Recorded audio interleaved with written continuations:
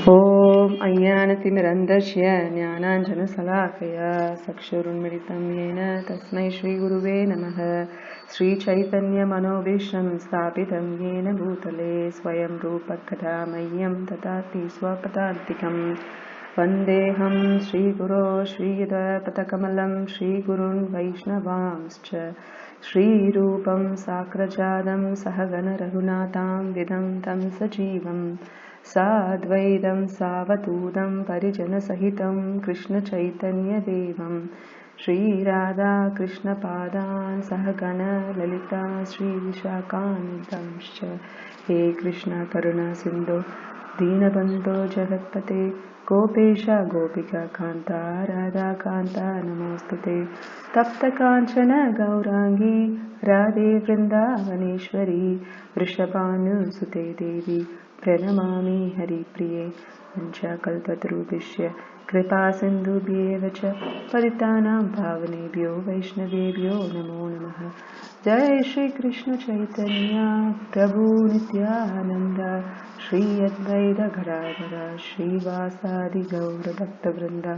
हरे कृष्णा कृष्ण कृष्ण हरे हरे, हरे राम राम राम हरे हरे। ஹரே கிருஷ்ணா. எல்லாத்துக்கும் இன்னொரு முறை என்னோட தண்டவாத் பிரணாம்ஸ். 4வது அத்தியாயம் சொல்லுங்க. ஹரே கிருஷ்ணா. ஸோ நம்ம பகவத்கீதை உண்மையுருவில் 4வது அத்தியாயம் உன்னத அறிவு பார்த்துட்டு வரோம். ஏசி பக்தி வேதாந்த சுவாமி பிரபுபாதரோட மொழிபெயர்ப்பு பொருளரை பார்த்துட்டு வரோம். இதில் 23வது ஸ்லோகத்தில் இப்போ வந்திருக்கோம். கதா சங்கர்ஷ்ய முக்தஷ்ய गदा संगस्य मुक्तस्य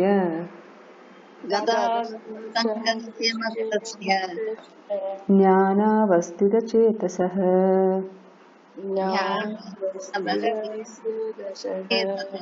ज्ञानावस्थितचेतसः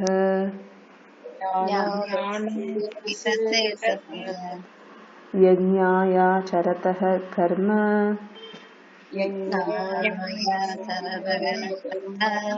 समग्रं प्रविलीयते।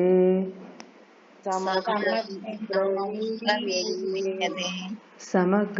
प्रविलीयते।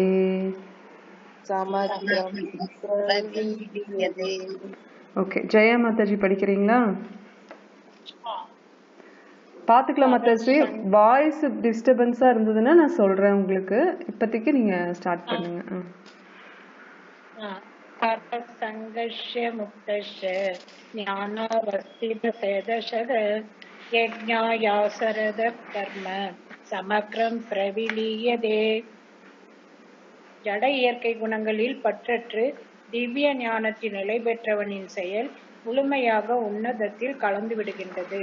பொருளுரை: பூர்ண கிருஷ்ண உணர்வை அடைந்தவன் எல்லா இருமைகளில் இருந்தும் விடுபட்டு பௌதிக குணங்களின் கலங்கங்களில் இருந்தும் விடுபடுகிறான். கிருஷ்ணருடனான தனது உறவின் ஸ்வரூப நிலையை அவன் அறிந்திருப்பதால் அவனால் முக்தி அடைய முடியும். இதனால் அவனது மனம் கிருஷ்ணரின் நினைவிலிருந்து விலகுவதில்லை. இதனை தொடர்ந்து அவன் எதை செய்தாலும் மூல விஷ்ணுவான கிருஷ்ணருக்காகவே செய்கிறான். எனவே அவனது செயல்கள் அனைத்தும் யாகங்களே. ஏனெனில் பரமபுருஷரான கிருஷ்ணரை திருப்திப்படுத்துவதற்காக செய்யப்படுவதுதான் யாகம். இத்தகைய செயல்களை எல்லாவற்றின் விளைவுகளும் நிச்சயமாக உன்னதத்தில் கலந்து விடுவதால் அவன் ஜட விளைவுகளும் பாதிக்கப்படுவதில்லை. ஹரே கிருஷ்ணா. தேங்க்ஸ் மாதாஜி. ஸோ 23வது ஸ்லோகம். ஜட இயற்கை குணங்களில் பற்றற்று திவ்ய ஞானத்தில் நிலை பெற்றவனின் செயல் முழுமையாக உன்னதத்தில் கலந்து விடுகின்றது. ஸோ இதில் நம்மளுக்கு பூர்ண கிருஷ்ண உணர்வு அடைந்தவனுக்கு இருமையிலிருந்து வெளியில் வரான் அப்படின்னு சொல்லி பிரபுபாதர் சொல்கிறாரு. இப்போ அறியாமையில் எல்லாரும் இருக்காங்க. இப்போ ஒரு சாஸ்திரத்தில் ஒரு ஊமைக்கு சொல்லப்படுறது என்னென்னா, தண்ணி கடலில் இருக்கிற தண்ணி என்ன பண்ணும், மேகம் எடுக்கும், அதிலிருந்து மழையாக பொழியும். அது ஒரு ப்ராசஸ்.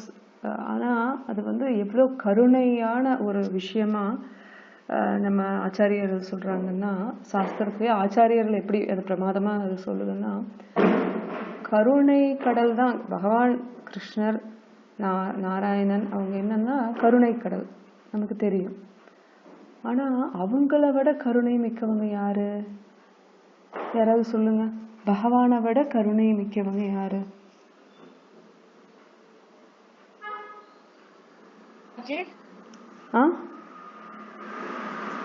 கேக்கலிங் மாதாஜி. குரு. கரெக்ட். ஆச்சாரியர்கள். ஆச்சாரியர்கள். தேங்க்ஸ் ஜெயா மாதாஜி. ஸோ கிருஷ்ணரை விட கருணை உள்ளம் படைத்தவங்க ஆச்சாரியர்கள் இல்லையா?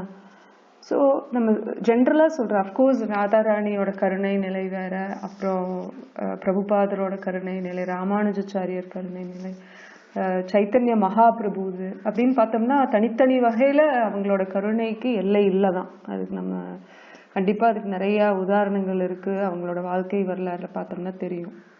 பொதுவாக ஆச்சாரியர் சாஸ்திரத்தில் சொல்கிறது, பொதுவாக ஆச்சாரியர்கள் வந்து அந்த மேகம் எப்படி கடலில் இருக்கிற தண்ணி எடுத்து மேகம் மழை கொடுக்குதோ எல்லாத்துக்கும், பாரபட்சம் பார்க்காம எல்லாத்துக்கும் கொடுக்குதோ, அது போல் ஆச்சாரியர்கள் என்ன பண்ணுவாங்க, பகவானோட கருணை கடலில் இருக்கிற கருணையை பெற்றுட்டு அவங்க வந்து எல்லாத்துக்கும் மேகம் போல, மேகம் மழை கொடுக்கறது போல எல்லாத்துக்கும் கருணை வழங்குவாங்களாம்.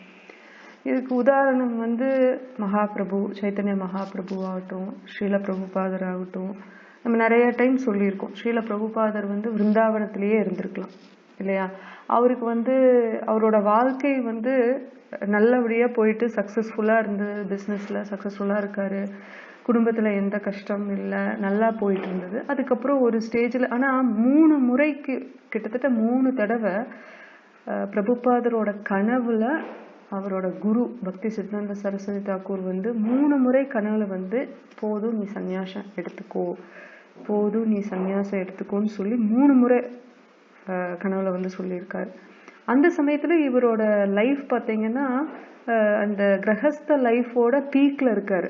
அப்போ அவங்க பிஸ்னஸ் எல்லாமே சக்ஸஸ்ஃபுல்லா போயிட்டு இருக்குது, குடும்பத்தை பார்க்கணும், எல்லாம் வளர்ந்துட்டு இருக்காங்க, அப்படியே விட்டுட்டு போக முடியாது, அந்த மாதிரி ஒரு சூழ்நிலை இருக்காரு. ஸோ அந்த கனவு வந்ததை அவர் நிராகரிச்சிட்டாருன்னு சொல்ல முடியாது, ஆனால் மனசுல இருக்கு, பட் அவர்னால ஆக்ஷன்ல எடுக்க முடியல. புரியுதா உங்களுக்கு? ஸோ அந்த மாதிரி ஒரு சூழ்நிலையில அவர் இருந்தார். அப்போ அந்த சமயம் வந்து அப்படியே அந்த பிஸ்னஸ் நல்லா போயிட்டு இருந்த பிஸ்னஸ் அப்படியே டவுன் ஆகி, அது ஒரு ஃபயர் ஆக்சிடென்ட் சம்திங் ஆகி பயங்கர லாஸ் ஆச்சு. அப்போது அவருக்கு எவென்ச்சுவலி அவரோட சுச்சுவேஷன் எப்படி இருந்ததுன்னா, அவர்கிட்ட இருந்து எல்லாமே பறிக்கப்பட ஆரம்பிச்சது. பகவான் இதை பண்ணுவார். அவருக்கு ரொம்ப பிரியமானவங்களை, பிரபுபாதரே இது சொல்றாரு, தனக்கு ரொம்ப பிரியமானவங்களை வந்து கிருஷ்ணர் கூப்பிடுறதுக்கு, தன்கிட்ட அருகில் வர வைக்கிறதுக்காக இந்த மாதிரி சில விஷயங்களை பண்ணுவார். அஃப்கோர்ஸ் அவங்க தாங்குற சக்தி இருக்கிறவங்களை தான் அது பண்ணுவார். நம்ம சில பேர் பார்த்தோம்னா சுருண்டு விழுந்து கடவுளே இல்லைன்னு சொல்லிடுவாங்க இந்த மாதிரி எல்லாம் சுச்சுவேஷன் வந்தால். பட் இந்த மாதிரி ஆச்சாரியர்களுக்கு காமிக்கும்போது, நம்ம அதை உதாரணமாக பார்க்கும்போது நம்மளோட வாழ்க்கையில் படுற கஷ்டம் ஒரு பெரிய கஷ்டமாகவே தெரியாது. அப்போது அவருக்கு வந்து பல அடி, அதில் பிஸ்னஸே போகுது. அப்புறம் மனைவி கிட்ட வேற ஒரு அந்த கிரகஸ்த உறவில் ஒரு பிரச்சனை. அவங்க டீ குடிக்கிறாங்க, டீ குடிக்க வேணான்னு சொன்னால் கேட்க மாட்டேங்கிறாங்க. அப்புறம் இவரோட புக்ஸு பகவதமெல்லாம் எழுதுறது எவ்வளோ கஷ்டம், சமஸ்கிருதத்திலிருந்து மொழிபெயர்க்கிறதுங்கிறது எவ்வளோ கஷ்டம். அவரோட குரு சொன்னார் அப்படிங்கிறதுக்காக அவர் நிறைய பண்ணுறாரு. கிரகஸ்தா லைஃப்பில் இருந்துகிட்டே அவர்னால முடிஞ்ச விஷயங்கள், இந்த எழுத்துப்பூர்வமாக சில விஷயங்கள் பண்ண முடியும், அதெல்லாம் பண்ணுறாரு. எப்பெல்லாம் உனக்கு காசு இருக்கோ அப்பெல்லாம் புத்தகத்தை அச்சிடு அப்படின்னு சொல்கிறாரு, சாஸ்திரங்களை அச்சிடுன்னு சொல்லி இருந்திருக்காரு அவரோட குரு. அதனால பிரபுபாதர் அதை ரொம்ப தலையாய கடமையாக அவர் வச்சுட்டு தான் இருந்தார். ஸோ மனைவி கேட்கல. அப்புறம் ஒரு முறை வந்து அவர் எழுதி வச்சிருந்த புக்ஸ் எல்லாத்தையும் தூக்கி போட்டு, அந்த பேப்பருக்கு போட்டால் காசு கொடுப்பாங்கல்ல, அந்த மாதிரி போட்டு காசு வாங்கி அதில் பிஸ்கட் வாங்கி டீயில் தொட்டு சாப்பிட்றதுக்கு அதை வாங்கி சாப்பிட்டுட்டாங்க. இது இன்னுமே அவங்களோட பிரபுபாதருக்கு வந்து மனக்கலக்கத்தையும் அந்த விரிசலையும் ஏற்பட்டுச்சு அந்த குடும்ப வாழ்க்கையிலிருந்து. சரி, இது ஒரு வாய்ப்பா எடுத்துக்கிட்டு கிளம்பிட்டாரு, குடும்பத்துல இருந்து சன்னியாசம் எடுத்துட்டாரு. அப்புறம் விருந்தாவன் போய் அங்க இருக்கும்போது அவருக்கு தேவையான ஃபெசிலிட்டிஸ் இருக்கு, ரொம்ப பிரமாதமா இல்ல, ஒரு சின்ன ரூமு.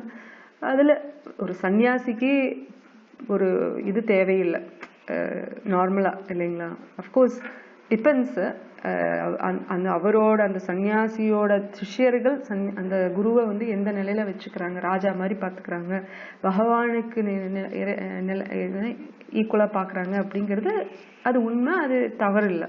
உண்மையான குரு, போனஃபைட் குரு, அங்கீகரிக்கப்பட்ட அதிகாரப்பூர்வமான குரு ஆச்சாரியரா இருந்தா அவங்களுக்கு அந்த மாதிரி சேவை செய்யறதுல தவறு கிடையாது. இந்த போலி குருக்களுக்கெல்லாம் செய்யறதுங்கிறது, அந்த குருவும் போலி குருவும் நரகத்துக்கு தான் போவாங்க, அதை ஃபாலோ பண்ணி போற மக்களும் நரகத்துக்கு தான் போவாங்கன்னு சாஸ்திரம் சொல்லுது.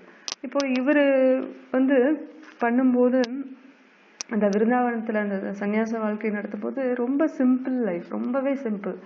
அது சின்ன ரூம்ல தான் இருக்கணும். அதுவும் அந்த ரூம் எல்லாம் பார்த்தா ரொம்ப பிரமாதமாலாம் இருக்காது, ஒரு மாதிரி தான் இருக்கும். அதை அட்ஜஸ்ட் பண்ணி, அட்ஜஸ்ட்மெண்ட் இல்லை சன்னியாசிக்கு, அது எதுவுமே அட்ஜஸ்ட்மெண்ட்டுங்கிறது இல்லை. அவங்களோட மனநிலை வந்து எப்பவுமே அந்த பூர்ண கிருஷ்ண உணர்வுன்னு படிக்கிறோம் பார்த்தீங்களா, அது அந்த நிலையில இருக்கிறதுனாலையும் அவங்க அந்த பௌதீக குணங்களோட கலக்கத்திலிருந்து விடுபட்டு இருக்கிறதுனாலையும் அவங்களுக்கு இதெல்லாம் ஒரு பாதிப்பா இருக்காது. இப்போ ஒரு நார்மலான மக்கள், சாமானிய மக்கள் போய் பார்க்கும்போது ஒரு ஹோட்டல், ஒரு லாட்ஜ் புக் பண்றாங்கன்னா, புக் பண்றதுக்கு முன்னாடியே அந்த ஹோட்டல்ல 5 ஸ்டார் ரிவ்யூ இருக்கா, 5 ஸ்டார் ஹோட்டல் வேண்டாம், அட்லீஸ்ட் அதுக்கு ரிவ்யூஸ் நல்லா 5 ஸ்டார் 4 ஸ்டார்னாது இருக்கா, அதனோட பிக்சர்ஸ் எல்லாம் நல்லா இருக்கா, டாய்லெட் வசதி நல்லா இருக்கா, பெட் எல்லாம் எப்படி இருக்கு, அதுல ரிவ்யூஸ் என்ன கொடுத்துருக்காங்கன்னு படிச்சு பார்க்கறதுல இருந்து சில விஷயங்கள் எல்லாம் நம்ம பார்த்துட்டு தான் சாமானிய மக்கள் என்ன பண்ணுவாங்கன்னா புக் பண்ணுவாங்க அந்த ஹோட்டல். அதுவும் நம்மளுக்கு வசதியா இருக்கா, இங்கிருந்து நம்ம போக வேண்டிய இடத்துக்கு ஈஸியா போகலாமா அப்படின்னு. பட் சன்னியாசிக்கு இத்தனை விஷயங்கள் எல்லாம் பார்க்கணுங்கிறது இல்லை. ஒரு இடம் இருந்தா போதும், படுக்கிறதுக்கு அந்த படுக்கிறதுக்கு அளவா இடம் இருந்தா போதும். அப்புறம் சாப்பிட்றதுக்கு அவங்க விரதம் இருப்பாங்க மோஸ்ட்லின்னா, எந்த நேரம் கிடைக்குதோ அந்த நேரம் சாப்பிட்டுக்குவாங்க, அவ்வளவுதான். அந்த லைஃபே சிம்பிளா இருக்கும். மீதி நேரம் எல்லாம் பகவானோட பணியில ஈடுபடுவாங்க. இதைதான் பிரபுபாதர் பண்ணிட்டு இருந்தாரு. அதுக்கப்புறம் தான் அவருக்கு வந்து எவென்ச்சுவலி அவரோட அது கௌடிய மட்டில் தான் அரேஞ்ச் ஆயிருந்தது. அதில் வந்து அவருக்கு ட்ரை பண்ணாரு, கௌடிய மட்டில் இருக்கிற கூட இருந்த காட் பிரதர்ஸ் கிட்ட.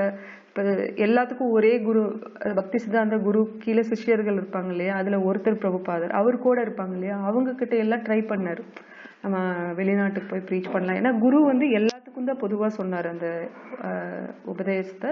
முக்கியமாக அந்த வேண்டுகோள், இதை பண்ணுங்க, வெளிநாடுகளில் போய் ஆங்கிலத்தில் நீங்கள் உபதேசம் பண்ணுங்க பகவத்கீதை பகவதத்தை அப்படின்னு சொல்லியிருந்தார். அப்போ இவருக்கு அதில் ஆர்வம் இருந்தது. இவர்கிட்டையும் பர்டிகுலராகவும் சொல்லியிருந்தார் பிரபுபாதர்கிட்டையும். ஏன்னா இவர் ஆங்கிலத்தில் ரொம்ப நல்லா சிறந்து விளங்கி இருந்ததுனால சொல்லியிருந்தார். இப்போ இவர் போகலை, இவருக்கு உதவி தேவையில்லை, அதனால கூட இருக்கிறவங்ககிட்ட கேட்டால் யாருமே முன் வரல. இப்போ அப்படியே இவருக்கு வயசும் ஆயிருச்சு, அதுக்கு மேல போறதுக்கும் யாரும் என்கரேஜ் பண்ணல. அப்போ ஒரு ஸ்டேஜ்ல இவர் போய் தான் ஆகணும்னு முடிவு பண்ணி ரொம்ப ரொம்ப டிட்டர்மினேஷனோட அவர் கிளம்பிட்டாரு. ஒரு கப்பல்ல தான் ஒரு இது என்ன ஷிப்பு, அந்த கூட்ஸ் எல்லாம் எடுத்துட்டு போவாங்கல்ல, அந்த மாதிரி ஒரு கண்டெய்னர் ஷிப்ல தான் போனாரு. இப்போ அதுக்கும் கூட டிக்கெட் வந்து ஒருத்தங்க ஸ்பான்சர் பண்ணி, ஏன்னா அதுக்கெல்லாம் காசு கிடையாது. அப்புறம் இத்தினூண்டு ஏதோ $40 $40 தான் வச்சிருந்தாரு அப்படின்னு சொல்லப்படுது. இப்போ அதை வச்சுட்டு பகவதம் டிரான்ஸ்லேஷன் பண்ண அந்த காப்பி சிம்பிள், அவ்வளோதான், ஒரு ட்ரங்க் பெட்டி. இவர் அதில் அந்த கப்பலில் போகும்போது 2 ஹார்ட் அட்டாக் வந்துருச்சு. அவர் பொழைப்பமா சாவமானே தெரியாமல் இருந்தார். அப்புறம் கனவுல கிருஷ்ணர் வந்து கவலைப்படாத, நீ பத்திரமா போய் சேருவ, உனக்கு ஒன்றும் ஆகாதுன்னு சொல்லி அந்த ஹார்ட் அட்டாக் வந்த நைட்டு அவர் படுத்து சஃபர் ஆகுறாரு. அவருக்கு முடியல, இது என்னது, எப்படி இதுவரைக்கும் கொண்டு வந்து எதுக்கு கொண்டு வந்த ஒன்றும் புரியல, நான் என்ன வயசானவன், நான் சொன்னா இந்தியாவில் அவர் சொல்லி யாருமே கேட்கல. இந்தியாவில் அவர் சொல்றாரு, ஹரிநாமத்தை சொல்லுங்க, பகவத்கீதை படி வாழுங்க, பகவதத்தை படிங்க, கேளுங்கன்னு சொல்லி இவர் பிரச்சாரம் பண்ணி யாருமே மதிக்கல. அப்ப இங்கேயே யாரும் மதிக்கல. இந்தியர்களுக்கு ஒரு பாரத பூமியில பிறந்தவங்களுக்கு புண்ணியம் இருக்கு, ஆட்டோமேட்டிக்கா அந்த ஆன்மீக ரீதியான புண்ணியங்கள் இருக்கு. வெளிநாட்டுல பிறக்கிறவங்களுக்கு புண்ணிய ரீதி வேற மாதிரி இருக்கும். உதாரணத்துக்கு அழகா பிறக்கிறது, இங்க இருக்கிறவங்க அழகா இல்லைன்னு சொல்ல வரல, இங்க இருக்கிறவங்க அவங்கள வியக்கிறாங்க இல்லையா, அந்த அளவுக்கு அழகா பிறக்கிறது, ஒரு தேவி தேவர்கள் போல இருக்கிறது, அதுக்கப்புறம் எல்லாத்துக்கும் அந்த காசு பணங்கிற பிரச்சனை இல்லாம இருக்கிறது, ஒரு நல்ல பதவியில இருக்கு. அங்கேயும் இருக்காங்க, ஏழ்மையில இருக்கிறவங்க இருக்காங்க தானா, இங்க இருக்கிற அளவுக்கு அங்க இல்லை இல்லையா, அது கம்பேரிட்டிவ்லி நான் சொல்றேன். அப்ப அந்த புண்ணியம் எல்லாம் அவங்களுக்கு இருக்கு. பட் ஆன்மீக ரீதியான புண்ணியங்கள் அங்க இருக்கா அப்படின்னா பெரிய ஒரு கேள்விக்குறிதான். ஸோ இங்க இருக்கிறவங்களுக்கே ஆன்மீகம் வரல. ஆன்மீகம்ங்கிறது முக்கியமா பக்தி, இந்த ஞானம், சித்த யோகம், சித்தி, இதெல்லாம் நம்ம பேசணும். ஆன்மீகம்ங்கிறது நமது இறை ஞானத்தை தான் நம்ம பேசுறோம். இப்போ அவங்க பிரபுபாதர் அவங்கெல்லாம் எப்படி கேட்பாங்க? இங்க இந்தியர்களே கேட்கலைங்கும் போது அங்க எப்படி கேட்க போறாங்க? நான் அங்க போய் என்ன பண்ண போறேன், எப்படி சொல்ல போறேன், யாரை போய் பார்க்க போறேன், ஒண்ணுமே புரியல அவருக்கு. அப்புறம் ஒரு கனவுல வந்தோடனே, கிருஷ்ணர் கனவுல வந்தோடனே ஓரளவுக்கு அவருக்கு தைரியம் ஆயிடுச்சு. அதுக்கப்புறம் அங்க போயிட்டாரு. போனதுக்கு அப்புறம் லெஃப்ட் போகணுமா ரைட்டு போகணுமான்னு கூட தெரியாம நிக்கிறாரு. ஒருத்தர் வந்து கூட்டிட்டு போய்க்கிறதுக்கு ஒரு ஆள் வந்தாங்க, போனாங்க. அவங்க வீட்டுல ஃபியூ டேஸ் தங்கினாரு. அதுக்கப்புறம் குடிகாரங்க இருக்கிற இடத்துலதான் போய் இருக்க வேண்டியதா போச்சு. அவங்க குடி, போதை, தகாத உறவு, அந்த மாதிரி ஆட்கள் கூட போய் தங்க வேண்டிய நிலைமை. அப்போ இவர் கஷ்டப்பட்டு எழுதுற டைப்ரைட்டர் வேற ஒருத்தன் திருடிட்டு போயிட்டான். அந்த மாதிரி பல துன்பத்துல இருந்தாரு. அதுக்கப்புறம் அப்படியே மேனேஜ் பண்ணி, ஒண்ணுமே இருக்காது பிரசாதம் கொடுக்கறது, ஆப்பிள வாங்கி அதை அத்தனை பீஸா கட் பண்ணி கொடுத்து இவரே தான் கிளாஸ கொடுப்பாரு. அப்புறம் யாராவது டொனேஷன் பண்ணா அதுல இவரே சமைப்பாரு. ஏன்னா யாருக்குமே இந்தியன் குக்கிங் தெரியாது. இது நம்ம சொல்றது ரொம்ப ஏர்லி டைம்ஸ்ல இல்லையா, பல வருஷங்களுக்கு முன்னாடி. ஸோ 1969 கிட்டத்தட்ட 1965 சம்திங் லைக் தட் அவர் போறாரு. 69 வயசு, 70 வயசு ஆயிருது. அவரு ஷிப்லயே அவருக்கு 70 ஆயிருது. ஸோ அங்க யாருக்கும் தெரியாது. ஸோ இவரு சமைக்கணும், இவரே தான் பாத்திரம் கழுவணும், இவரே தான் சர்வ் பண்ணணும். அவ்வளோ வயசாகுது, ஆனா இதெல்லாம் இவரு தான் பண்ணி ஆகணும். ஏன்னா யாருக்கும் ஒன்றும் தெரியாது. இவருக்கு என்னன்னா, யாராவது வந்து கேட்டாலே போதும், வந்து ஹரிநாமத்தை சொன்னா போதும். அது எப்படி அதை அட்ராக்ட் பண்ணாருன்னா, ஒரு மரத்துக்கடியில், இன்னும் அந்த மரத்துக்கு வந்து நிறைய டிவோட்டிஸ் போய் அதை வர்ஷிப் பண்ணிட்டு இருக்காங்க. அதை போட்டோஸ்ல போடுவாங்க, சில சமயம் ஆர்டிகல்ஸ்ல போடுவாங்க. அந்த மரத்துக்கு அடியில நியூயார்க்ல வந்து சென்ட்ரல் பிளேஸ்ன்னு நினைக்கிறது, அந்த இடத்துல உட்காந்துட்டு கீர்த்தனை ஃபுல் டே பண்றாரு. அப்ப அதுல அட்ராக்ட் ஆகி வந்தவங்க தான் அவங்க கிட்ட சொல்லி, இந்த மாதிரி இந்த இடத்துல நான் கிளாஸ் கொடுக்குறேன் தினசரி சாயங்காலம் 7 மணிக்கு சம்திங் லைக் தட், பகவத்கீதைன்னு சொல்லி. அப்ப நிறைய பேர் ஹிப்பீஸ்னு அந்த சமயத்துல இருந்தவங்களுக்கெல்லாம் வந்து அவங்க ஸ்பிரிச்சுவலா ஆன்மீகத்தை நாடுறேன்னு நினைச்சுக்கிட்டு அவங்க என்ன பண்ணாங்க, ஒரு ஒரு இருட்டான ஒரு விஷயத்துக்குள்ள நுழைஞ்சிட்டாங்க. எதை ஆன்மீகம்னு நினைச்சிட்டாங்கன்னா, போதையில ஒரு நிலை வரும் இல்லைங்க, ஒரு போதையில இருக்கும்போது தன்னிலைய மறக்கிற மாதிரி ஒரு நிலை, அது வந்து பௌதிக ரீதியான ஒரு நிலை. ஆனா அது அவங்க ஆன்மீகம்னு நினைச்சு, இதுதான் வந்து ஸ்பிரிச்சுவல் அப்படின்னு சொல்லிட்டு எல்லாரும் நம்மளை யாருக்குமே புரிய மாட்டேங்குது அப்படின்னு சொல்லி இவங்களே அதை ஸ்பிரிச்சுவல் ரெவல்யூஷனா இவங்க நினைச்சுக்கிட்டு, போதையில இருந்து யாரு வேணா யாரு கூட வேணாலும் எப்படி வேணாலும் இருந்துக்கலாம், வாழ்க்கையை நடத்திக்கலாம்னு ஆண் பெண்கிற உறவு வந்து கண்டபடி இருந்துச்சு. இப்ப இவரு கூட கிளாஸ் அப்ப அட்டன் பண்ண ஆரம்பிச்சு அப்படியே ஸ்ப்ரெட் ஆகி, சில பேர் வேலைக்கு காலையில இருந்து சாயங்காலம் வரைக்கும் எல்லாம் டாக்ஸி ஓட்டிட்டு வந்து அந்த காசு, வர்ற காசு எல்லாத்தையும் அவர்கிட்ட கொடுத்துருவாங்க. அந்த அளவுக்கு அவர் மேல ஒரு நம்பிக்கை, அவர்கிட்ட இருந்த அந்த தேஜஸ், அந்த அந்த அவர்கிட்ட இருந்த அந்த ஒளி, அந்த திவ்ய ஒளி எல்லாம் அவங்கனால உணர முடிஞ்சதுனால அவங்க உழைச்சிட்டு வர காசு இவர்கிட்ட கொடுத்துருவாங்க. சரி, இதுக்கு நம்ம டெவலப் பண்ணலாம், இதை வந்து நம்ம சண்டே லவ் ஃபீஸ்ட்னு சொல்லி ஆரம்பிச்சு, அதுக்கு வந்து நிறைய பேர் வருவாங்க. ஃப்ரீ ஃபுட்டுன்னா நிறைய பேர் வருவாங்க ஆட்டோமேட்டிக்கா. அப்போ நிறைய பேர் வர்றாங்கன்னா அவங்களுக்கு நிறைய சமைக்கணும். அப்போ காசு வர ஆரம்பிச்சதுக்கு அப்புறம் பூரி, சப்ஜி, ஹல்வான்னா நம்ம ஊர்ல கேசரி, அது நார்த் சைடில் வந்து வெஸ்ட் சைட்ல எல்லாம் ஹல்வான்னு சொல்லுவாங்க. நம்ம ஊர் கேசரி தான். அது டேஸ்ட் லைட்டாக மாறும் கொஞ்சம், ஏன்னா நம்ம கொஞ்சம் அது இதுன்னு போடுவோம். அவங்க கொஞ்சம் ஸ்லைட்டாக தான் மாறும். பட் அது ஒரு பாப்புலரான இது. இஸ்கான் போனீங்கன்னா உங்களுக்கு தெரியும், ஹல்வா, பூரி, பன்னீர் சப்ஜி, அப்புறம் இன்னொரு காய்கறி போட்ட சப்ஜி, அப்புறம் புலாவ், இந்த மாதிரி எல்லாம் இருக்கிறது வெரி காமனாக இருக்கும். ஸோ இந்த மாதிரி ஆடம்பரமாக சண்டேஸில் செய்கிறது, மற்ற நாட்களில் முடிஞ்ச அளவுக்கு செய்கிறதுன்ட்டு இருந்தது. அப்போ நிறைய பேர் வர ஆரம்பித்தாங்க, அப்படியே தங்க ஆரம்பித்தாங்க. அப்புறம் அவங்களுக்குள்ளேயே சில பேர் ஆண் பெண் கல்யாணம் பண்ணுறதை பற்றி இவர்கிட்ட கேட்கவும், அப்போ அவங்களே கல்யாணம் பண்ணிவிட்டு அப்படியே கன்டினியூ பண்ணுறதுன்னு. இப்போ பார்த்தீங்கன்னா கிரகஸ்தா, பிரம்மச்சாரி அப்படிங்கிறவங்க எல்லாருமே ஒரே இடத்துல தான் இருந்தாங்க. வர்ணாசிரமம் தர்மம்ங்கிறது பிரம்மச்சாரிஸ் வந்து குருகுலத்தில் போய் படிக்கிறது, கிரகஸ்தர்கள் வீட்டு கல்யாணம், ராமானுஜர் கல்யாணம் ஆனோடனே காஞ்சிபுரத்தில் போய் வீடு கட்டி இருந்துட்டார் ஸ்ரீபெரும்புதூர்லேருந்து.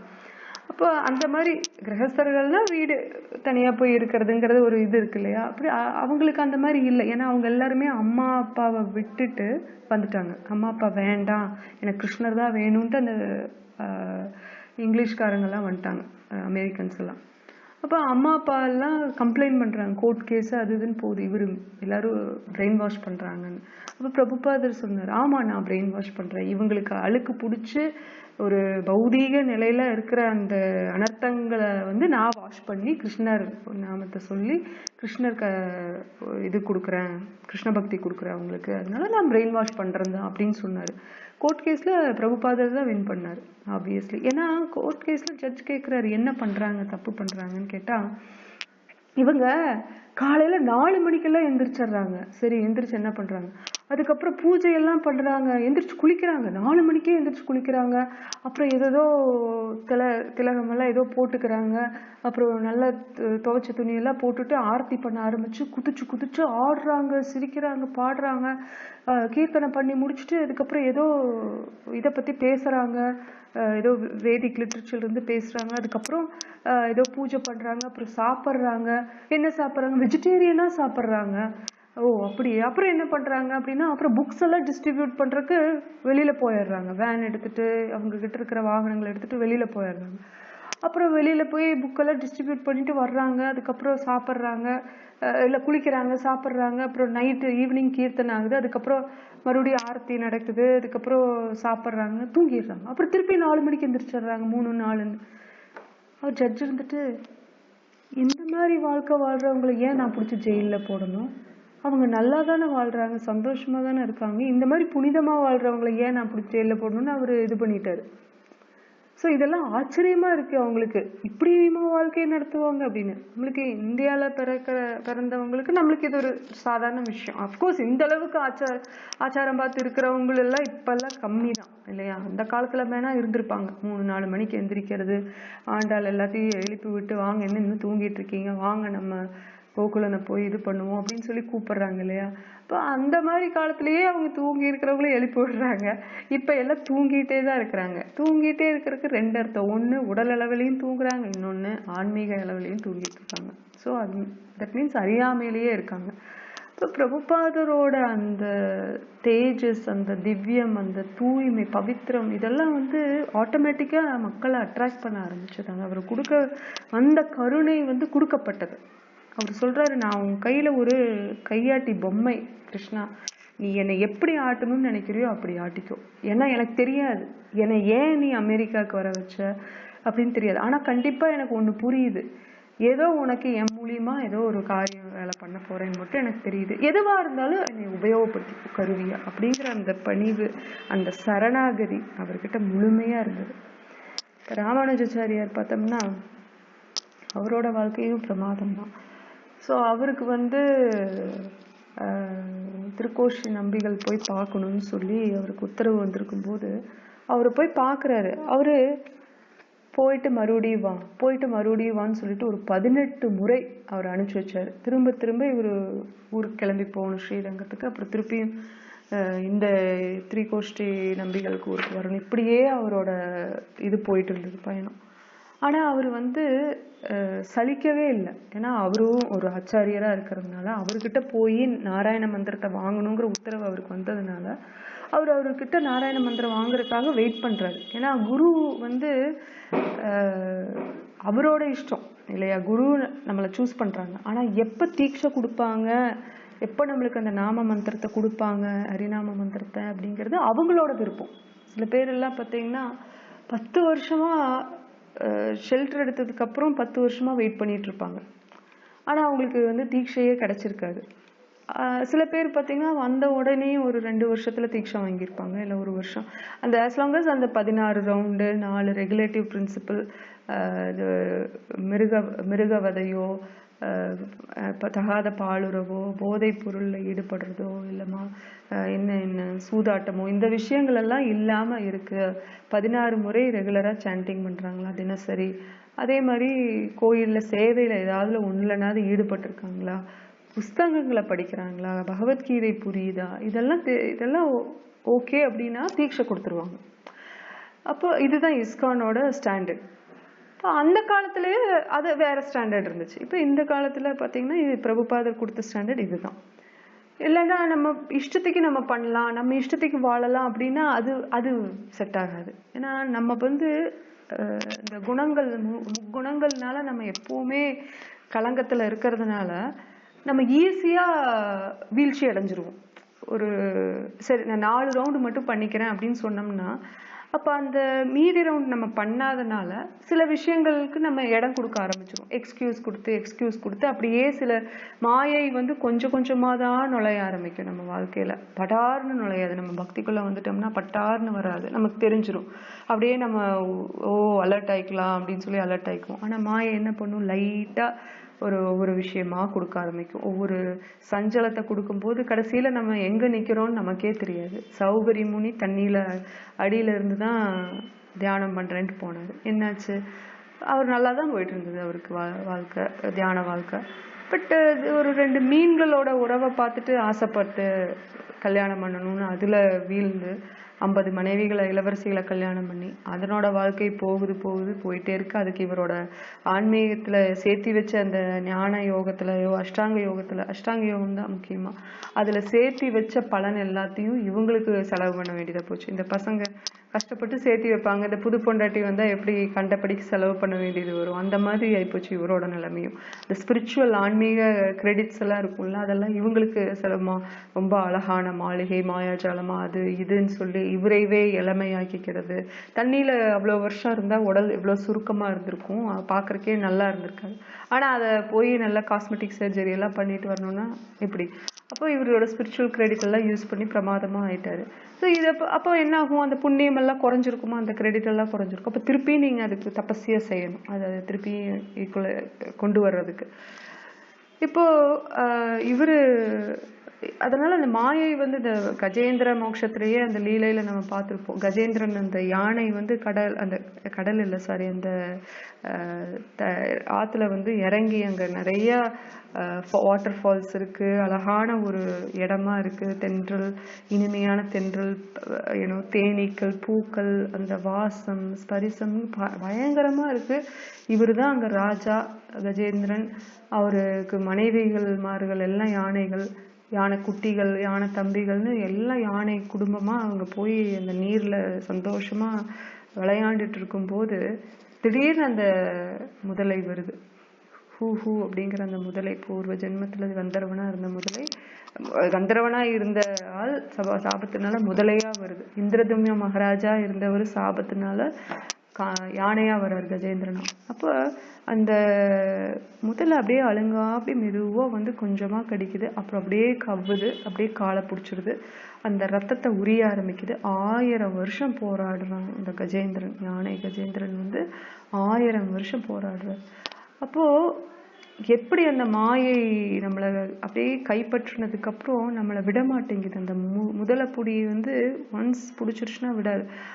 எப்ப சரணாகதி அடைஞ்சாரோ கஜேந்திரன், அப்பத்தான் பகவானை எப்ப நினைச்சு ஞாபகம் வந்து ஒரு தாமரை எடுத்து பகவானுக்கு அதை ஆஃபர் பண்ணி அதுக்கு அப்புறம்தான், அந்த அர்ப்பணைக்கு அப்புறம்தான், அந்த சரணாகதிக்கு அப்புறம்தான் பகவான் வந்து ஓகே என்ன வேணும் அப்படின்னு பண்றாரு. இப்போ நம்ம சரணாகதி பண்ணலை அப்படின்னா மாயை நம்மளை கொஞ்சம் கொஞ்சமா நம்மளோட ரத்தத்தை முதலே நம்ம ரத்தத்தை உரியற மாதிரி மாயை நம்மளோட நற்குணங்களை எல்லாம் உரிய ஆரம்பிக்கும். இது வந்து ஒன்றும் ஒன்றும் தப்பானதுக்காக இல்லை. துர்காதேவி தான் மாயை. துர்காதேவி நம்மளோட தாய் பௌதிக லோகத்துல. ராதாராணி வந்து முழுக்க எல்லாத்துக்கும் ஆன்மீகம் பௌதிக தாய்னா, இங்க பௌதீகத்துக்கு துர்கை அம்மன் தாய் பார்வதி தேவி. அவங்களோட வேலை என்னன்னா நம்மளை ஞாபகப்படுத்துறது. சாட்டையால் அடிச்சா அம்மா அப்பான்னு கத்துவான்ல, அதுக்காக ஐயோ அப்படின்னு கத்துனா முடிஞ்சிருச்சு. அது ஒரு கதை நீங்க கேட்டிருப்பீங்க.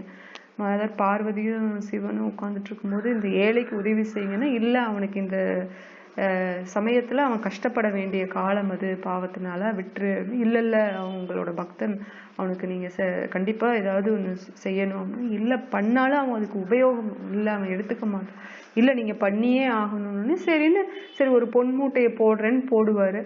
அந்த ஆள் நல்லா தான் வந்துட்டு இருப்பான். சரி இது நம்மளோட ரெகுலர் ரூட்டு. நம்ம இப்ப கொஞ்ச நேரம் ஒரு கண்கட்டி விளையாட்டு விளையாடுவோம். இப்ப கொஞ்ச நேரம் நான் கண்ணை மூடி போறேன், அப்படி நம்ம கரெக்டா தான் போறோமான்னு பாக்கலாம்னு சொல்லிட்டு அந்த பொன் மூட்டையை விட்டுட்டு அவன் நேரா போயிடுவான். இப்ப சொல்லுவாரு பத்தியா அப்படின்னு சொல்லி. அப்புறம் இன்னொரு முறைன்னு நினைக்கிறேன், இதே கதையிலையா இல்ல இன்னொரு கதையும், அவன் வந்து விழுகும்போது அவன் காப்பாற்ற முடியாது, அவனுக்கு இப்போ காலம் முடிஞ்சிச்சு. இல்ல இல்ல நீங்க நினைச்சா காப்பாத்தலாம்.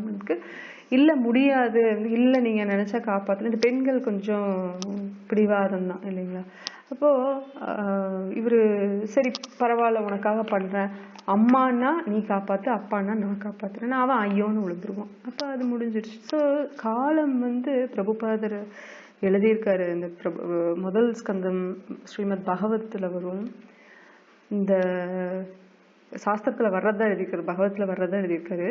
அதாவது இந்த இது வந்து சட்டம் எப்படி இருக்கும்னா, கர்ம விதிகளோட சட்டம் ரொம்ப கெடுபடியா இருக்குமா. நம்ம நினைச்சுக்கிறோம் இதுல இருந்து எஸ்கேப் ஆயிடலாம், அவங்களுக்கு தெரியல, நம்ம ஒன்றும் பிரச்சனை இல்லை, நமக்கு ஒன்றும் பிரச்சனை இல்லைன்னு. ஆனா இல்லை, கெடுபடியான சட்டம். நம்மள அந்த பிரதிபலனை நம்ம அனுபவிச்சே ஆகணும். அது எங்க மூளை முடுக்குல எங்க போய் ஓடி ஒளிஞ்சாலும், இந்திரன் வந்து அந்த பாவத்துக்கு பயந்து ஏதோ ஒரு தாமரைக்குள்ள இருக்கிற அந்த சின்ன சின்ன ஹோல்ஸ்லயோ எதுலயோ போய் ஒளிஞ்சிருப்பான். அப்ப அந்த மாதிரி ஒளிஞ்சிருப்பாரு. அந்த மாதிரி நம்ம எவ்வளவு தூரம் போய் ஒளிஞ்சாலும், எங்க போய் ஒளிஞ்சாலும் இந்திரனை கேப்சர் பண்ணிடுவாங்க. ஸோ அந்த பாவம் வந்து சும்மா விடாதுன்னு சொல்றோம் பார்த்தீங்களா. அந்த தர்ம வழியில நடக்கல, பகவத்கீதை வழி நடக்கல, பகவான் கிட்ட சரணடையல அப்படிங்கிற பட்சத்துல ஒன்றும் பண்ண முடியாது. பகவான் கிட்ட சரணடைஞ்சாலுமே அவரு வந்து என்ன பண்ணுவாரு, குந்தி தேவிய என்ன பண்ணாரு, குந்தி தேவி வந்து நீதான் எல்லாம் அப்படின்னு இருந்தது தெரிஞ்சுமே, நீ என்னோட சிறந்த பக்தி குந்தி தேவி, இரு நான் உனக்கு சில பரிசுகள் கொடுக்குறேன்னு சொல்லிட்டு பாண்டவர்களை கொல்ல வைக்கிறதுக்கு முயற்சி செய்வாங்க துரியோதனனும் அவங்களோட சகாக்களும் அப்படின்னு சொல்லி அதை பண்ணாரு. அதுக்கப்புறம் அப்கோர்ஸ் இதெல்லாம் கிருஷ்ணர் தூண்டி விடல, அவங்களோட கெட்ட புத்தியில அவங்க இதெல்லாம் செய்யறாங்க. கிருஷ்ணர் அனுமதி கொடுக்குறாரு. ஏன்னா திருடன் வந்து திருடணும்னு முடிவு பண்ணிட்டான். என்ன பண்ணுவாரு இவரு, பர்மிஷன் கொடுத்துருவாரு. நான் நல்லதும் கொடுத்துருக்குறேன். இந்த பௌதீக லோகம் துவந்தம் நிறைந்தது. துவந்தம்னா ரெட்டை விஷயங்கள் நிறைந்தது, நல்லது கெட்டது, நன்மை தீமை, இரவு பகல்னு எல்லாமே ரெட்டை விஷயங்கள். ஏன் ஒத்த விஷயம் கொடுக்கலன்னா, இல்ல பௌதீக உலகம் அப்படித்தான் இருக்கும், அப்பத்தான் நீ நல்லதை வந்து பெருசா மதிச்சு திருப்பி என்கிட்ட வருவ, இல்லைன்னா நீ இங்கேயே உட்காந்துக்குவியே. பட் இது உன்னோட பிளேஸே இல்லையே. மீனுக்கு வந்து தண்ணி தான் வாழ்க்கை, தண்ணியில இருந்து கொஞ்சம் ஃபியூ செகண்ட்ஸ் வெளியே இருந்தாலும் அதனோட வாழ்க்கை முடிஞ்சிருச்சு. அது போல ஜீவாத்மாக்களுக்கு வந்து ஜீவேர ஸ்வரூப போய் யாரெல்லாம் அதை மனப்பாடம் பண்ணீங்க நேற்றுக்கு நான் அனுப்பிச்சேன். மனப்பாடம் பண்ணல, படிச்சோம். சரி சரி. ஜீவேர ஸ்வரூபாய கிருஷ்ணேர நித்யதாஸ். ஸோ ஜீவாத்மாக்களோட நிலை வந்து கிருஷ்ணருக்கு சேவை செய்யறது நித்தியமா இல்லையா. அப்ப அதுதான் அதுக்கு பிடிச்ச விஷயம், அதுலதான் அதுக்கு பேரானந்தம் கிடைக்கும். இல்லை எனக்கு இதுல பேரானந்தம் இருக்கு அதுல பேரானந்தம் இருக்குன்னா அது வந்து தற்காலிகமான விஷயம். அது எப்படி சீக்கிரம் அது முடிஞ்சிரும் இல்லையா. ஒரு பனித்துளி இப்படி வந்து உழுகுதுன்னா அது உடனே அது பாப் ஆயிரும். அது போல நம்மளுக்கு சின்ன சின்ன ஆசைகள் இருக்கு, சின்ன சின்ன ஆசைகளை நிறைவேற்றுறோம் அப்படின்னா அதெல்லாமே டெம்பரவரியா தான் இருக்கும். பௌதீக லோகத்துல நிரந்தரமா இருக்கவே இருக்காது. மேலும் மேலும் நம்ம சுவைக்கணும் அப்படின்னு எது தோணும் அப்படின்னா பக்தி தொண்டுல மட்டும்தான் தோணும். இப்போ இவரு அதனால மாயால கேர்ஃபுல்லா இருக்கணும். துர்காதேவி நம்மளை ஞாபகப்படுத்திருக்கா, கிருஷ்ணரை ஞாபகப்படுத்திருக்காதான் இந்த மாதிரி நம்மளோட நம்ம நம்ம ஆக்சுவலா நம்மளோட பாவத்துக்கு நம்ம பிரதிபலன் இது பண்ணிதான் ஆகணும். அப்ப அந்த பலனை அனுபவிக்கும் போது, அது நல்லதோ கெட்டதோ அதை அனுபவிக்கும் போது நம்ம ரியலைஸ் பண்ணணும். ஸ்ரீமத் பாகவத்துல 3வது ஸ்கந்தத்துல வரும், குழந்தைய உருவாகிறது அப்படிங்கிற அந்த ஸ்டேஜஸ் எல்லாமே வரும். எப்படி ஒரு ஒரு ஆத்மா ஆண்மகனோட அந்த இதுல அந்த சீமன் சொல்லுவாங்க இல்லைங்களா, அந்த அது என்ன சொல்லுவாங்க தமிழ்ல, விந்துக்கள். அந்த விந்துல போயிட்டு அந்த ஆத்மா போயிரும். அது பல ஆயிரக்கணக்கான விந்துக்கள் வருதுன்னா அதுல ஒரே ஒரு விந்துல அந்த ஆத்மா எந்த ஆத்மா பிறக்கணுமோ, இப்ப பூமிக்கு வருது, உடல் அதுக்கு கிடைக்கணுங்கிற விதி இருக்கோ, அந்த ஒரு ஆத்மா அந்த ஒரு விந்துல போயிரும். அப்ப பல ஆயிரக்கணக்கான விந்துக்கள் போகுதுதான், ஆனா அது எல்லாருமே என்ன ஆகும், ஃபெயிலியர் ஆயிரும். அந்த ஒரு ஆத்மா மட்டும் என்ன ஆகும்னா பழைக்கும், மற்ற விந்துக்களை செத்து போகும். அப்போ இந்த விந்து அந்த முட்டையில ஜாயின் ஆகி அது ஒரு கருவா மாறி அது ஒரு குழந்தையா பிறக்கிறது. அந்த ப்ராசஸ் நமக்கு தெரியும். அப்ப அந்த குழந்தை வளரப்போ அதுக்கு அது வேண்டிக்குமா, ஒன்ஸ் அந்த அந்த புத்தி அப்படி டெவலப் ஆக ஆக அது ஆத்மா வயிற்றுல இருக்கும்போது தெளிவா தான் இருக்குமா, அதுக்கு ஞாபகம் எல்லாம் இருக்கும். புனித ஆத்மாக்கள் மட்டும், பாவம் செஞ்ச ஆத்மாக்களுக்கெல்லாம் அது ஞாபகம் வராது, அது ஏதோ உள்ள அப்படியே ஜடமாட்டி தான் இருக்குமா. பட் புனித ஆத்மாக்களுக்கு ஞாபகம் கையெடுத்து கும்பிடுமா, பகவானே கிருஷ்ணா என்னை தயவு செய்து மன்னிச்சிரு, நான் பல ஜென்மங்கள் பாவம் எல்லாம் செஞ்சதெல்லாம் எனக்கு ஞாபகம் இருக்கு, இனிமேல் நான் பிறவியே வேணான்னு சொல்லிதான் நான் இருந்தேன், ஆனாலும் பாவம் பண்ணி இப்ப பிறவிக்கு வந்துட்டேன், தயவு செய்து என்னைய மறுபடியும் இந்த ஜட உலகில உள்ள போடாத அப்படின்னு சொல்லி வேண்டிக்குமா. அப்படி போட்டாலும் நான் உன்னோட ஞாபகத்துல இருக்கணும் அப்படின்னு. ஆனா அது என்ன பண்ணும், வெளியில வந்தோன்னா குவான்னு கத்திட்டு எல்லாத்தையும் மறந்து போயிடும். ஜட உலகத்துக்கு வந்தோடனே அதுக்கு அந்த ஞாபகம் எல்லாம் போயிடும், அறியாமையில திருப்பி வந்துடும். இது பகவதத்துல கபில முனி அவங்களோட அம்மா தேவகுதிக்கு இந்த உபதேசம் எல்லாம் சொல்லிட்டு இருப்பாங்க. இப்ப ராமானுஜர் இருக்காரு இல்லையா, அவருக்கு இந்த நாராயண மந்திரத்தை வாங்குறதுக்கு இவர்கிட்ட போகணும், திருக்கோஷ்டியூர் நம்பிகள் கிட்ட போகணும். அவர் 18 முறை திருப்பி அனுப்பிச்சிட்டாரு. அப்புறம் மறுபடியும் யாரோ ஸ்ரீரங்கத்துக்கு வரும்போது இவர் மெசேஜ் அனுப்பினோடனே அவருக்கு சந்தோஷம், பரவாயில்ல ராமானுஜர் இன்னும் நம்மளை ஆச்சாரியரா எடுத்துக்கணும் அப்படின்னு ஞாபகம் வச்சிருக்காருன்னு சொல்லிட்டு, சரி இப்படி ராமானுஜருக்கு விருப்பம் இருந்தா 1 மாசத்துக்கு அப்புறம் எல்லாத்தையும் படிச்சுட்டு 1 மாசத்துக்கு அப்புறம் வர சொல்லுன்னு போனா, இவரு விரதம் இரு அப்படின்ட்டுருவார், உபவாசம் இருன்றுவார். இப்போ தண்ணி கூட குடிக்காம உபவாசம் இருந்து ஒரு 16 நாள் ஆயிரும். அவர் முடியாது, அப்படியே வீக் ஆயிடுவார். அப்போ அப்படியே அவங்க சீடர்கள்லாம் வேண்டிக்கிண்டு சரி தண்ணி குடு அப்படின்னோடனே தண்ணியில உபவாசம் இருக்க ஆரம்பிச்சிடும், தண்ணி மட்டும் குடிச்சிட்டு. அப்போ சரி பார்க்க சொல்லு அப்படின்னு சொல்லுவார். அப்போ நான் மந்திரத்தை கொடுக்குறேன், ஆனா வெறும் தண்டு அப்புறம் பவித்திரத்தை மட்டும் எடுத்துட்டு வான்னு சொல்லுவார். இவர் 2 சிஷ்யர்களை கூட்டிட்டு போவார். இப்போ ராமானுஜரை பார்த்தோன்னே இவருக்கு கோவம் வந்துடும், நான் என்ன சொன்னேன் உங்ககிட்ட, என்ன எடுத்துட்டு வர சொன்னேன், தண்டு பவித்திரம், நீ என்ன பண்ணி தண்டு பவித்திரத்தை தான் எடுத்துட்டு வந்திருக்கேன். என்ன சொல்றேன்னா, இந்த மனுஷன் இந்த சீடர் எனக்கு தண்டு போல எப்போ ஊன்றுகோலா இருந்திருக்காரு, இவரு எனக்கு பவித்திரமா, இவருக்கு எனக்கு சேவை செஞ்சே இவர் பவித்திரம் அடைஞ்சிருக்காரு. ஸோ அதனால இவங்களை நான் கூட்டிட்டு வந்துரு சரின்னு சொல்லிட்டு அவரு 3 பேத்துக்கு மட்டும்தான் நான் சொல்லுவேன் இந்த மந்திரத்தைன்னு சொல்லி, ஓம் நமோ நாராயணாய அப்படின்னு சொல்லி கொடுப்பாரு. இது யாருக்கும் சொல்லிடக்கூடாது, பாத்திரம் அறிஞ்சு நீ இது பண்ணு அப்படின்னு சொல்லிடுவார். உடனே இவரு சரி நான் அப்படி உங்க சொல்ல கேட்கலன்னா நான் நரகத்துக்கு போவேன்னு இவர் சொல்லிட்டு கிளம்பிடுவார். ஆனா அவர் மனசுக்குள்ள ஒரே ஒருத்தலா இருக்கும், இப்ப நான் மட்டும் இதை வாங்கிட்டு நான் மட்டும் வைகுந்தத்துக்கு போனா இத்தனை மக்கள் என்ன பண்ணுவாங்க, இவ்வளோ பேர் இருக்காங்க, இவங்கெல்லாம் என்ன மாதிரி உபவாசம் எல்லாம் இருக்க சொன்னா இருப்பாங்களா, அவங்களுக்கு அந்த மனப்பக்குவம் இருக்குமா, திடம் இருக்குமா, இருக்க மாட்டாங்க. எனக்கு எதுவுமே வேண்டான்னு இந்த பௌதீக வாழ்க்கை தான் பெருசுன்னு நினைச்சிட்டு போயிடுவாங்களே, இவங்களுக்கு நான் என்ன பண்றது, சரி நான் நரகம் போனாலும் பரவாயில்ல, இவங்களுக்கு நான் இதை கொடுக்குறேன்னு சொல்லி கோயில் கோபுரத்து மேலே ஏறி நின்றுட்டு, அப்போ ஒரு ஃபெஸ்டிவல், அப்போ எல்லாரும் கூட்டமா மக்கள் இருப்பாங்க, எல்லாத்துக்கும் கூவி நான் உங்களுக்கு ஒரு சொல்றேன், நான் தெரிஞ்சுக்கிட்டது உங்களுக்கு சொல்றேன், எல்லாரும் கேளுங்கன்னு சொல்லிட்டு அதை ஓம் நமோ நாராயணாங்கிற மந்திரத்தை சொல்லி அதனோட விளக்க உரையும் சொல்லி எல்லாத்துக்கும் சந்தோஷம். அப்போ ஆச்சாரியர் கூப்பிட்டுருப்பாரு, இவரை இப்படி நடந்துருச்சுன்னு கேள்விப்பட்டதுனால போவார், நீ என்ன காரியம் பண்ண, நான் நரகத்துக்கு போவேன். உனக்கு தெரியுதா? உனக்கு தெரியுது. இப்போ நீ பண்ணது தப்புன்னு தெரிஞ்சுதா பண்ணியா? தப்புன்னு தெரிஞ்சுதா? ஆமா பண்ணேன். ஏன் பண்ண? அதுக்கு இந்த மாதிரி நான் ஒருத்தன் நரகத்துக்கு போனா பரவாயில்ல, ஆனா இத்தனை பேர் நரகத்துக்கு போகணுமா? எனக்கு தெரிஞ்ச ஒரு சந்தோஷமான விஷயத்த மற்றவங்களுக்கு கொடுத்து நான் காப்பாற்ற வேண்டாமா? எப்படி நான் மட்டும் வச்சுட்டு அனுபவிக்கிறது? எனக்கு அது உறுத்தலா இருக்கேன்னு அவர் அப்படியே கண் கலங்கி நின்று அவரை அரவணைச்சு போறான். ஸோ இதுதான் ஆச்சாரியர்களோட கருணை.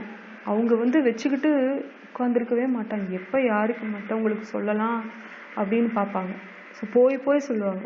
பிரபுபாதர் அதுதான் பண்ணார்.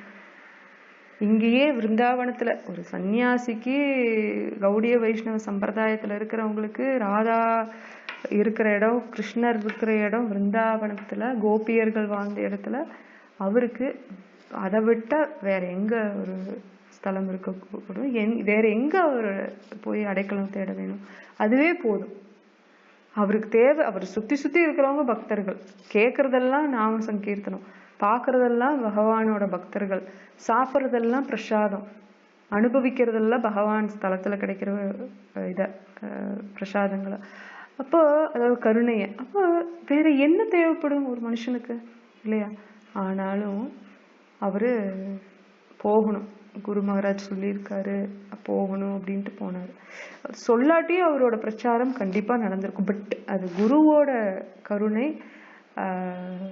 பிரபுபாதர் ஒத்துக்க மாட்டார். இப்படி நான் ஒரு ஸ்டேட்மெண்ட்டை சொன்னது அவர் ஒத்துக்க மாட்டார். குரு சொன்னதுனால, சொல்லாட்டியும் அவர் பண்ணியிருப்பாருன்னா அவர் ஒத்துக்க மாட்டார். பணிவோட குரு சொன்னதுனால நான் பண்ணேன்னு சொல்லுவாரு. பட் அவர் போய் அதுல எவ்வளோ கஷ்டங்கள், ஆரம்ப நாட்கள்ல எவ்வளோ கஷ்டங்கள், அதுக்கப்புறம் அவரை ராஜா மாதிரி எல்லாரும் பார்த்துட்டாங்க. அஃப்கோர்ஸ் இப்பவும் அவரை கம்பீரமா ரத யாத்திரையில அவரையும் உட்கார வச்சு, ஜெகநாத் பலதேவ் சுபத்ரா இருக்காங்கன்னா அந்த தேர்ல பிரபுபாதரையும் உட்கார வச்சுதான் தேர் போகுது. அந்த ஆச்சாரியரோட அந்த பணிவு, ஆச்சாரிய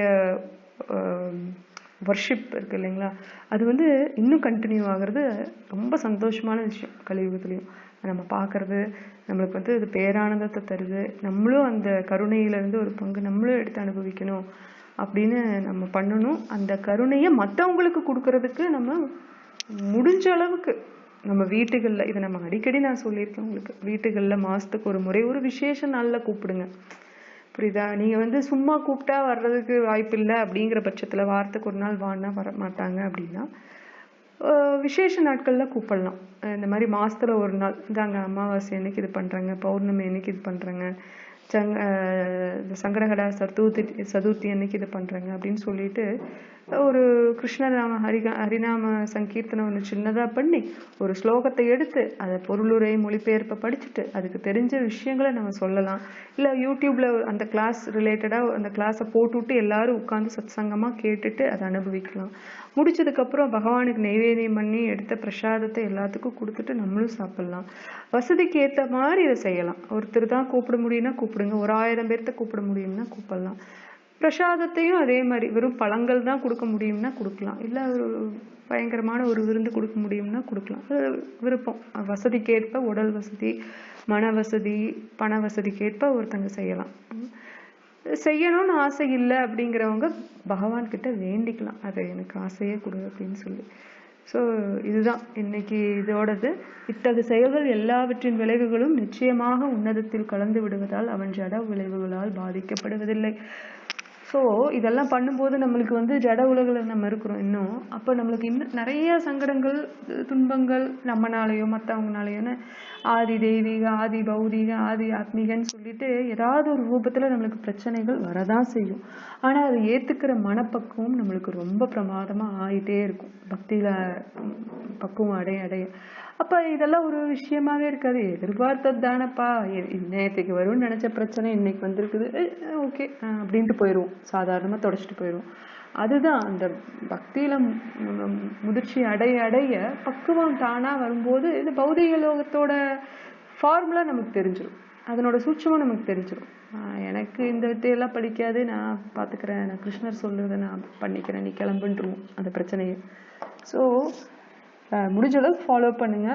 ஸோ இதோட முடிச்சுக்கோம் கிளாஸ். வன்ஷா கல்பத்ருபிஷ்ய கிருபா சிந்துபியேவிச்ச பதிதானாம் பாவனேபிய வைஷ்ணவேபியோ நமோ நமः. ஸ்ரீல பிரபுபாதர் கி ஜெய், ஸ்ரீ ராமானுஜாச்சாரிய கி ஜெய், ஸ்ரீமத் பகவத்கீதை ஜெய். ஹரே கிருஷ்ண கிருஷ்ண கிருஷ்ண ஹரே ஹரே, ஹரே ராம் ராம் ராம் ஹரே ஹரே.